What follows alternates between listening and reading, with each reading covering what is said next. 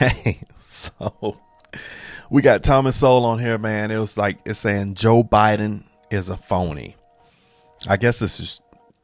It looks like it's titled Joe Biden is a phony, but when I'm looking at the clip marker, it's Trump versus Biden, and I guess that's the conversation it really had. So whoever titled it, like I can't, you know what I'm saying. So let's get it, man. Let's hear what they talk about.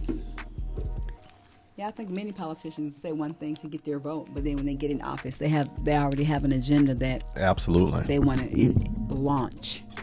Thomas, when I had you on right before the election, I asked you what you thought Trump versus Hillary, and you said, well, Hillary is a known disaster, Trump is a risk, you'll take the risk. How do you feel about Trump versus Biden? Not that different, except I think Biden is a bigger risk than Hillary was. Because, first of all, he's not as smart, and I think that the way things are poised, if he comes in and the Democrats take the Senate, I don't see anything getting better in this generation. I also believe that even though the country has weathered many bad things in the past, there is a point of no return, and I suspect that that's where we're going to be taken to. When I see people talking seriously about abolishing the police force, my gosh, I mean, insanity. And, of course, the biggest losers, if they do that, will be the low-income minority communities, where you already have these rising rates of murder as the police withdraw.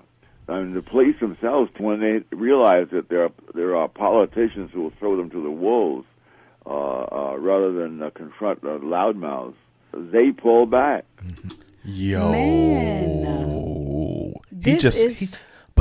When did this clip come out? I was about to say, too bad we did not know about him before the election. When did this come out? Oh, man. This came out a year ago. Oh, man. Well, he truly predicted it. Man, if I knew about this before, this one clip, but this is 2021 this came out. Mm-hmm. We voted, everyone voted, the world voted. When? 2020? Yeah. Obama got out of office in what year? How many? He served 2 terms. Oh, that's right. And so that's when Joe Biden got in office in 2020. Yeah, you were absolutely right, because I remember we were back home. And you're right. So it was the year later.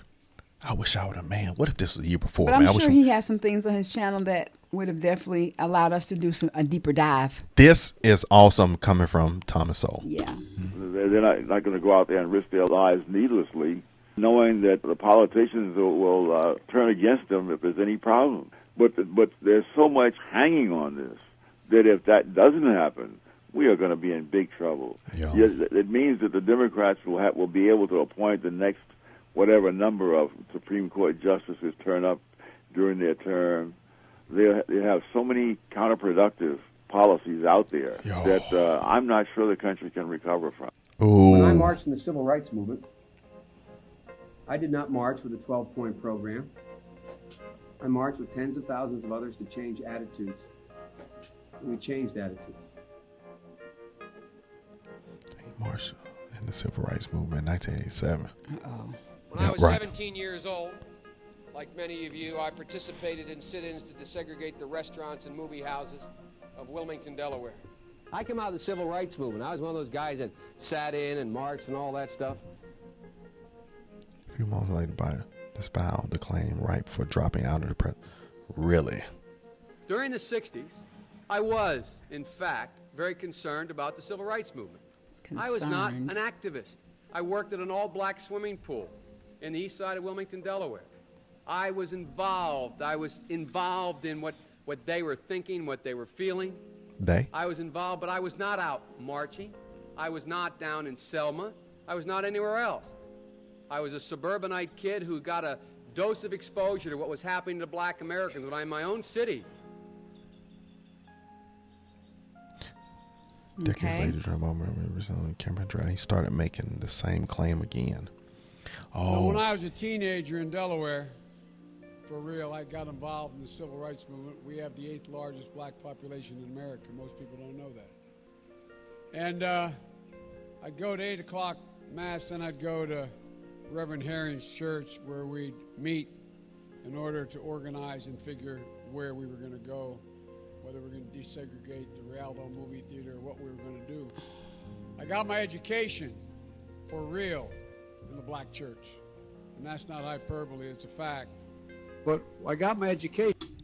So, Man, that joker straight up lied. I know, but what's the point? When that joker was about to run, he said what he said. He said that conversation.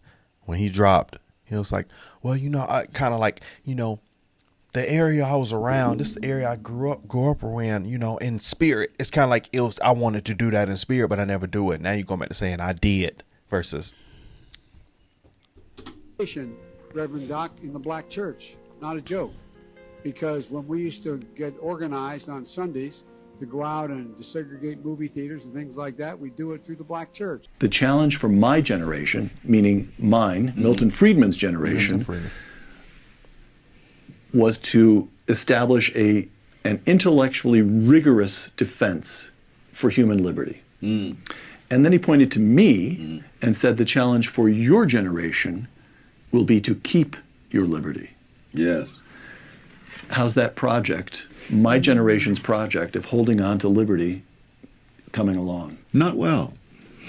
One of the reasons I'm glad to be as old as I am is that it means I may be spared seeing what's going to happen to this country, either internally or as a result of international. We talked about that. Remember? Let me hear him finish his sentence. Complication. Is there anything as you look? International complication. We were talking about this. I was like, will we see certain things in our lifetime? And I felt like we would. I felt like in the next 20, 30 years, we're going to see some big things. And I pray that we're not even here for some of those things that are going to happen. Like he said. But he's already had his prime. Thomas Sowell, I think, is in his 90s. 90? I thought he was in his 90s. I don't think he's in his 90s. I think Thomas Sowell is about 107. He's 92 years old. What? He was born in 1930. Wow. So he only has just a little time left, How you know you ain't got it? Man can live 120 years old. You don't know. If Thomas Sowell lived 120 years old, all he'll has is them cheekbones that he got. They just be like this. They just by themselves on his head. Leave him alone. Oh my gosh, that is so good. That is so good. At the current prospect for this country and the Western world that would cause you to dance in the streets? If I thought that the voters had some sense of realism and that they were concerned with the larger questions rather than whose ex-wife said what. If the average citizen understood economics as well as it was understood by economists 200 years ago, most of the nonsense that's done in Washington would be impossible politically. What can we do right now? I mean, so you missed what he said. He said we were more concerned about was instead of somebody's wife saying what. Yeah. Really, this would be about just sort of electing more libertarian-minded politicians then? I mean, is that really the only way we can change things, do you think? No, I think the main thing, people have to know what the facts are themselves. If everyone knew what all the facts were, I think you'd have an entirely different set of people elected. The utter gullibility of the public that follows such people, believes such people, disregards all hard facts about what such people are actually doing and what the actual consequences of what they're doing are, and just go with the flow of the rhetoric and the wonderful sounding things like, hope and change. Well, we don't hold elections to make people feel good. We hold elections to find people who have what it takes to have the life and death of millions of Americans and the future of the country in their hands. Yeah. Elections are not held just for social participation. They're not held just to vent our emotions. They're held to elect people who will hold our lives and the lives of our loved ones in their hands, as well as the fate of the entire nation. And I think to go out as if we're voting for, for a homecoming queen or something is madness. Yes. I advised in that column that people who really haven't had a chance to study these things and know much about it, that their most patriotic act would be to stay home on election day rather than vote on the basis of their whims or their emotions, which is really playing Russian roulette with the history of the country. That's so funny, too, because America, no, it's a little bit low, but America that's taught the opposite. Remember how you say don't. Your ancestors died for you to vote. Get out there and get to the poll. They died for your put the vote. You need to go vote. But Thomas Sowell said, listen, you better off staying home than electing and putting the wrong person in office, because that's what would have happened. Let's straight up. If everybody wasn't pushing to go against Donald Trump in the 2020 election, Trump would have won. He would have won again. But it was the fact that we were, especially, I'm going to say specifically African Americans, so emotionalized in the situation that the world was going to end. We didn't really know why you should not put Biden in office. We didn't know why. We only saw it from an emotional standpoint from the top run. And then later everything unraveled. Yeah, that's true. Yeah, that's so true.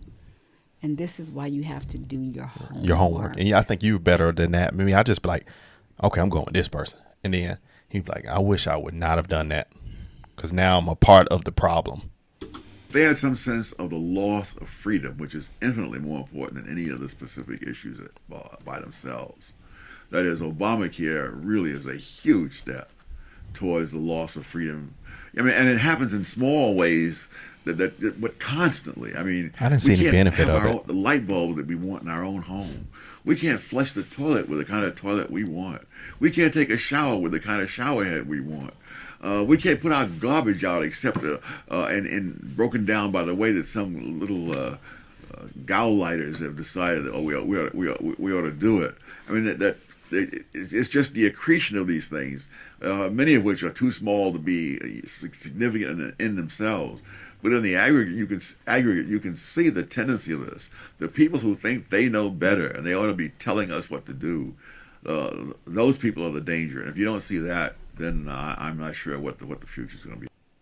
And so that's what Thomas Sowell, that's the biggest thing he said. That's the problem on the Democratic side that I never realized back when I was a Democrat, was the fact is Democrats feel like they can fix everything. And when you try to fix everything, you're going to make massive problems when you try to fix the problems we have by forcing things to fix. But it's the institution. They seek to get the institution to fix the problem versus the individual to fix the mindset, to fix their own problem, and to create your own institution, to develop and create your own. Okay, let's just say you don't want to be an entrepreneur. You don't want to create the generational wealth of your family for your family. You want to work for someone and, whatever, to be able to, I guess put it out. I guess what I'm trying to say is, I truly support the fact of individuals rely more on themselves than the institutions. And institutions are relative. I get it completely. But you don't want them making all the decisions. But it should not be a lifelong generational type of thing. Yeah. That's just like when I was listening to a conversation recently, and I'm just, I'm going to be brief on this, when he was talking about, when Obama came in, Obama was supposed to do, so basically the whole conversation on reparations would have been crushed. Why? Instead of giving black people money, you go ahead and you put things in legislation for black people, like you have for the Asians. Mm-hmm. Like an Asian person moves from another country here and they get certain things that you as a black person that has been here forever don't get. That's what they said. That's what Obama was supposed to do, and he didn't. He had a whole nother agenda he worked out, and it benefited no black people. And so we have to be mindful on emotionalized picks. So do your research, like you said. And that's it.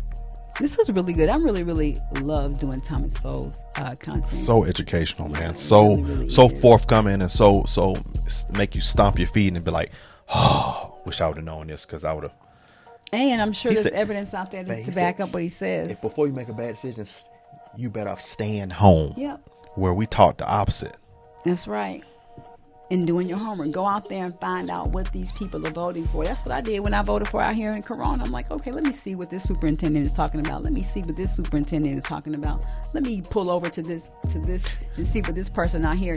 I did my homework. I did it, and I read, and I found out, okay, and no, they're voting for this one. I'm kind of cool on that, but I like this. Such a wake up call, and I wish we had this information a while ago. I'm gonna keep saying that, because it's so on point to what life has started to be. Yeah.